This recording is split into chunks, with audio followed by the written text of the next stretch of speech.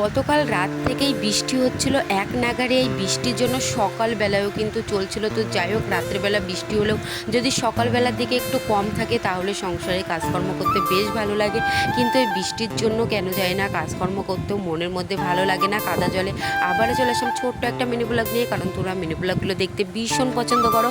বৃষ্টি যেহেতু হয়েছে, কিচ্ছু করার নেই, সকালের জলখাবার যেহেতু বানাতেই হবে, তাই আর দেরি না করে সোজা চলে আসলাম সকালের জলখাবার বানানোর জন্য। আর একটু তাড়াতাড়ি করেই ঘুম থেকে উঠে পড়েছিলাম, যেহেতু বৃষ্টি হচ্ছে তাই ভাবলাম যে তাড়াতাড়ি করে সকালের জলখাবারটা রেডি করে নিই, না হলে আবার তোমাদের দাদাভাইকে সকালের খাবারটা আমি বানিয়ে দিতে পারবো না। তো একদিকে আমি আলু চচ্চড়িটা তৈরি করে নিয়েছি, আর একদম দুটো আলু দিয়েই আমি আলু চচ্চড়িটা বানালাম অল্প করেই। আর এদিকে হচ্ছে 6টা থেকে 7টা মতো কিন্তু লুচি ভেজে নিলাম। আজকে যেহেতু ঘরের মিস্ত্রিরা নেই তাই অল্প করেই লুচি আমি বানিয়ে নিলাম। তো যাই হোক, এই তো এখন এক এক করে আমি সমস্ত লুচিগুলো কিন্তু ভেজে নিচ্ছি। আর আজকে মনে হয় এই প্রথমবার আমি এত কম ময়দার লুচি বানালাম।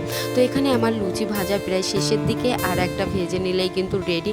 সকালবেলার জলখাবারে তাও যদি হয় ঝোড়ো হাওয়া বা বৃষ্টি, এর মধ্যে যদি লুচি তার সঙ্গে কষা মাংস থাকে তাহলে কিন্তু ভীষণ ভালো লাগে।